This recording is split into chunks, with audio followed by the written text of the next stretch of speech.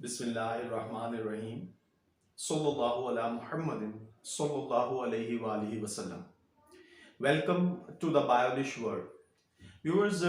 ADP arts में जो English की पोइम्स हैं उनकी आज हम लोग पोइम करने जा रहे हैं। वो है जी पोइम नंबर 3 और थर्ड नंबर पे जो पोइम है व्यूअर्स वो है जी new year resolution.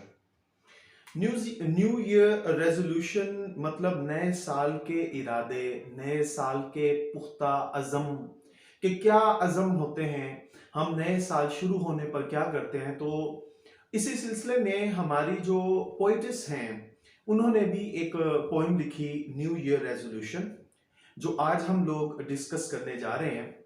New year resolution लिखी है एलिजबेथ सीविल ने। एलिजबेथ सीविल जो है व्यूअर्स, इनके बारे में हम पढ़ेंगे आज के लेक्चर में। उसके बाद हम इस पोइम को डिस्कस करेंगे और फिर हम ये देखेंगे कि इस नज़म में कौन सी फिगर ऑफ स्पीच जो है वो इस्तेमाल की गई है।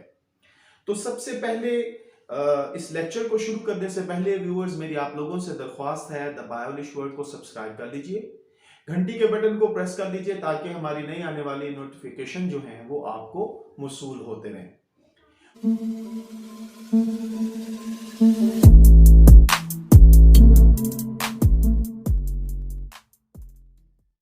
तो व्यूअर्स अब हम चलते हैं आज के लेक्चर की तरफ। तो जैसे कि मैंने आपको बताया, आज हम लोग डिस्कस करने जा रहे हैं पॉइंट नंबर 3 और पॉइंट नंबर 3 में हमने पढ़नी है new year resolution. New year resolution मतलब नए साल के पुख्ता इरादे, और इसे लिखा है एलिजबेथ सीविल ने। व्यूअर्स एलिजबेथ सीविल जो हैं ये मार्च 1919 में पैदा हुई। पहले जंगे अजीम के तकरीबन इख्तिताम पर ये पैदा हुई थी इंडिया में। इनके वालिदैन जो थे वो इंडिया में थे। ओके, फिर इन्होंने क्या किया, अपनी बेटी को बर्तानिया में भेजा तालीम हासिल करने के लिए। इन्होंने पीएचडी अपनी मुकम्मल की तालीम। फिर ये जो ऑक्यूपेशन रखती हैं उनमें ये एज ए पोइट हैं, नॉवेलिस्ट हैं, क्रिटिक इनका जो है सबसे मेन पॉइंट है। इन्होंने हमारी ये जो नज़म है इसके ऊपर भी तनकीद की है। तो बहसियत क्रिटिक इनका बहुत ज्यादा कारनामा है, मतलब पोइट्री में भी इन्होंने शानदार काम किया, नॉवेलिस्ट थी, क्रिटिक थी, और उसके साथ साथ इन्होंने प्रोफेसर भी रही है, मतलब तालीम के शोबे में भी, टीचिंग के शोबे में भी बेपनाह खिदमात सर अंजाम दी। इन्होंने यूएसए में 1949 मतलब दूसरी जंगे अजीम के बाद इन्होंने क्या किया जी, 1949 में अमेरिका यूएसए में विजिट किया। ये गई यूएसए में और 1973 में इन्होंने वहां की सिटीजनशिप हासिल कर ली, मतलब वहां की नेशनैलिटी इन्होंने हासिल कर ली। 1981 में इन्होंने पोएट्री, फिक्शन और नॉन फिक्शन अवार्ड हासिल किया था from American academy of arts and letters. अब एक सबसे अहम बात जो आप लोगों के साथ डिस्कस करनी है वो ये है कि ये वो वाहिद पोइट हैं जो 1988 में इन्होंने पाकिस्तान का भी विजिट किया और इन्होंने एक सीरीज ऑफ लेक्चर्स दिए क्रिएटिव राइटिंग के ऊपर कनेड कॉलेज लाहौर में। तो व्यूअर्स ये तो थी इनकी लाइफ हिस्ट्री। अब हम चलते हैं आज की हमारी नज़म की तरफ। हमारी पोइम का नाम है व्यूअर्स न्यू ईयर रेजोल्यूशन। अच्छा जी व्यूअर्स, ये 3 स्टेंजाज पर मुश्तमिल है, ठीक है, और ये स्टेंजा जो है ये 3 line, each stanza has 3 lines. अच्छा, 3 लाइंस पर मुश्तमिल स्टेंजा को क्या बोलते हैं जी, टर्सेट।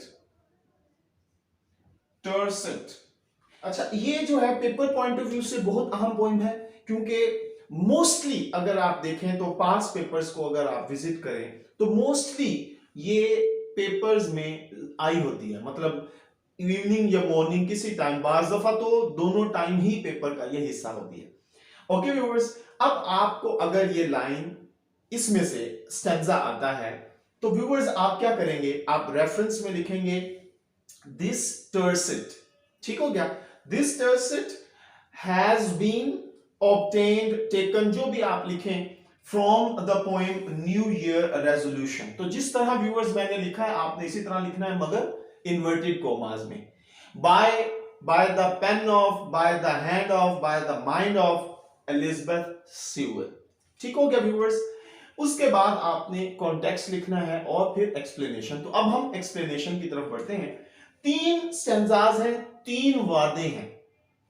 शायरा जो है वो 3 वादे करती हैं। सबसे पहले हम देखते हैं जी वो क्या कहती है। आई विल ड्रेन, मैं पीऊंगी। अब क्या होता है व्यूअर्स, थोड़ा सा तनकीद भी है, क्रिटिसिज्म भी है। नए साल की आमद पर क्या करते हैं जी, लोग सेलिब्रेट करते हैं। जब सेलिब्रेशन होती हैं तो क्या किया जाता है, सेलिब्रेशन में हर किस्म का काम किया जाता है। खास तौर पर जिस सोसाइटी से एलिजाबेथ स्यूअल बिलोंग करती हैं, तो वहां पर वो ये हमें बताना चाह रही हैं कि लोग जो है वो क्या करते हैं, वाइन पीते हैं, शराब पीते हैं, ड्रिंक करते हैं। तो यहां पर वो क्या कहती हैं, मैं भी पीऊंगी। आई विल ड्रिंक, मैं जरूर पीऊंगी, मैं भी पीऊंगी। क्या पीऊंगी जी, लॉन्ग ड्रॉट्स। अच्छा व्यूअर्स, ड्रॉट्स कहते हैं घूंट। अच्छा, लॉन्ग ड्रॉट्स। अब मैंने आपको बताया ना कि जश्न मनाने के लिए लोग क्या करते हैं जी, लंबे लंबे शराब के घूंट पीते हैं। तो यहां पर शायरा कहती है कि मैं भी पीऊंगी लॉन्ग ड्रॉट्स, लंबे लंबे घूंट। किस चीज के, ऑफ क्वाइट, खामोशी के। अब ये जो वर्ड है ना व्यूअर्स, ये क्या है जी, ये बताता है कि वो हल्ला गुल्ला नहीं करेंगी, वो किसी भी किस्म की सेलिब्रेशन नहीं करेंगी, बल्कि वो खामोशी इख्तियार करेंगी, खामोशी के तवील वक्फे लेंगी।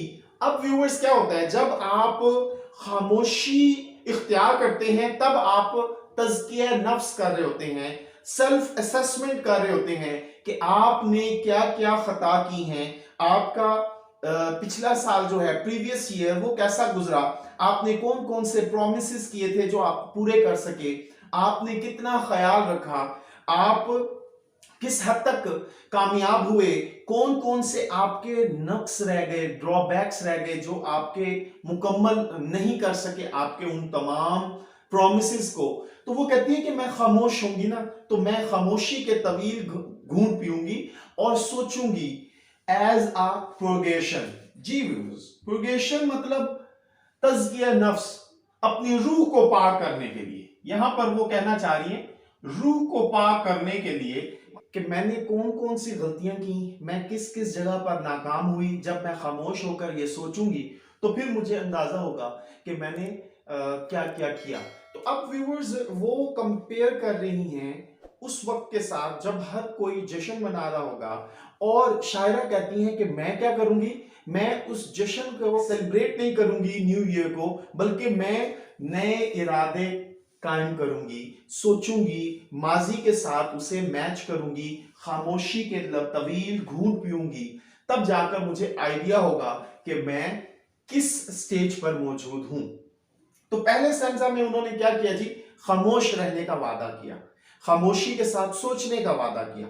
अब हम बढ़ते हैं इनके सेकंड स्टैंजा पर। अच्छा, मैंने आपको क्या बोला, अब आप ये आता है तो आप फिर बोलेंगे टर्ड से। तो इनमें से तीनों ही अहम हैं। बाज दफा वो फर्स्ट पूछ लेते हैं, सेकंड पूछ लेते हैं, थर्ड पूछ लेते हैं, एग्जामिनर की मर्जी है। तो सेकंड है जी, remember twice daily who I am. अब ये बड़ा ही अहम स्टैंजा है। वो कहती है जी, रिमेंबर, याद करूंगी, ट्वाइस, 2 मरतबा, दिन में, डेली, रोजाना, दिन में 2 मरतबा। उस दिन मैं क्या करूंगी जी, 2 मरतबा याद करूंगी हु आई एम। शायरा कहती है कि मैं ये सोचूंगी कि मैं कौन हूं। What was the motive behind that, क्या मकसद था जी मेरा इस दुनिया में भेजने का, मुझे इस दुनिया में भेजने का मकसद क्या था, मेरा पैदा होना किस लिए था। वो ये सोचेंगी कि मैं ये अपने बारे में सोचूंगी कि मेरा क्या फायदा है, मैंने क्या इंसानियत के लिए किया, मैंने अपने नेबर्स के लिए क्या किया, मैंने अपने रिलेटिव्स के लिए क्या किया, मैंने अपने पेरेंट्स के लिए क्या किया, मैंने अपने कंट्री के लिए क्या किया, ठीक है जी, मैंने ह्यूमैनिटी के लिए क्या किया। मैं ये सब कुछ सोचूंगी। अब यहां पर सोचने के मामले में हम ये भी कह सकते हैं कि शायरा ये कहना चाह रही हूं कि मैं सोचूंगी कि मैंने क्या किया, मैं अपने प्रीवियस ईयर की जो मैंने वादे किए थे, क्या मैं उन्हें पूरा कर सकी, क्या मैं उन पर पूरा उतर सकी, क्या मैंने उन तमाम बातों को पूरा किया, ठीक है जी, क्या मैंने, और फिर ये सोच सकती हैं कि मैं किसी को नुकसान तो नहीं दे चुकी, किसी के लिए मैंने कोई इवल प्लॉटिंग तो नहीं की। तो ये सारी बातें जो हैं शायरा कहती हैं कि मैं सोचूंगी। अब दूसरा स्टैंजा जो है वो क्या है जी, सेल्फ असेसमेंट। अब दूसरे स्टैंजा में वो अपनी एनालिसिस कर रही हैं कि मैं कौन हूं, मेरा क्या इस टाइम स्टेटस है, इस सिचुएशन में मैं क्या कर रही हूं। जब वो खामोशी से सोचेंगी तब वो इस चीज के ऊपर भी एनालिसिस करेंगी, सेल्फ एनालिसिस कि मैं कौन हूं, मैं क्या कर रही हूं। व्यूअर्स, लास्ट स्टैंजा है, लास्ट स्टैंजा में जिसे मैंने आपको बताया टर्सिट, उसमें क्या कहती है जी, विल लाई ऑन नाइट्स। अब रात को मैं लेटूंगी जी, लाई ऑन नाइट्स, रात को मैं लेटूंगी in the bony arms of reality. Viewers, ये जो है ना, ये है जी सिर्फ और सिर्फ एक पर्सोनिफिकेशन। फिगर ऑफ स्पीच का मैंने आपको जिक्र किया था, तो फिगर ऑफ स्पीच में सिर्फ और सिर्फ इस नज्म के अंदर ये सबसे अहम बात है, और वो क्या है जी, पर्सोनिफिकेशन। क्या व्यूअर्स, पर्सोनिफिकेशन। पर्सोनिफिकेशन क्या होती है viewers, when a non animate, या कोई बेजान चीज जिसे आप जानदार की खूबी दे देते हैं, दैट इज कॉल्ड पर्सोनिफिकेशन। तो शायरा कहती है कि मैं क्या करूंगी जी, सोचूंगी, लेटूंगी in the bony arms of reality, हकीकत की बाजुओं में सोचूंगी कि मैं हकीकत को जान पाऊंगी। जब मुझे अदराक हो जाएगा, जब मैं खामोश होंगी, अपने बारे में सोचूंगी क्या मैंने क्या चीज हासिल की, उसके बाद वो कहती है कि मुझे हकीकत के बारे में पता हो जाएगा कि मैं किस स्टेज पर मौजूद हूं, मैंने क्या किया, मैंने किसके लिए फायदा किया, किसका नुकसान किया, किसके लिए नुकसान का बाइस बनी। ये सारी चीजें सोचूंगी तो मुझे क्या होगा, बोनी आर्म्स ऑफ रियलिटी, हकीकत का अदराक हो जाएगा, एंड बी कंफर्टेड, और मैं पुरसुकून हो जाऊंगी। जब वो हकीकत का सामना कर लेंगी तो फिर वो क्या करेंगी, दोबारा से नए अज़म, नए इरादे कायम करेगी, और फिर वो कहती है कि मैं पुरसुकून हो जाऊंगी।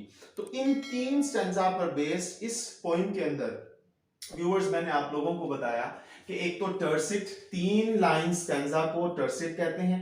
उसके बाद मैंने आपको बताया कि 3 वादे हैं, शायरा ने 3 वादे किए हैं अपने साथ, जो हम लोगों ने यहां पर डिस्कस किए। तीसरा वादा क्या है जी, जब मैं हकीकत का सामना करूंगी तो फिर जाकर मैं अपने बारे में मालूम कर सकूंगी कि मैंने क्या गलतियां की हैं और क्या नहीं की। और उसके साथ साथ वो कहती हैं जब मुझे अपनी हकीकत का पता लग जाएगा तो मैं पुरसुकून हो जाऊंगी।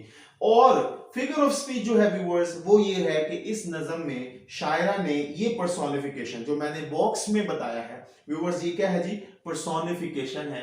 पर्सोनिफिकेशन किसे कहते हैं, जब कोई भी बेजान चीज को जानदार की खूबी दे दी जाए, दैट इज कॉल्ड पर्सोनिफिकेशन। तो मैं उम्मीद करता हूं व्यूअर्स आपको आज के लेक्चर की समझ आई होगी। खुश रहें, खुशियां बांटें, अपना ख्याल रखें। अल्लाह हाफिज।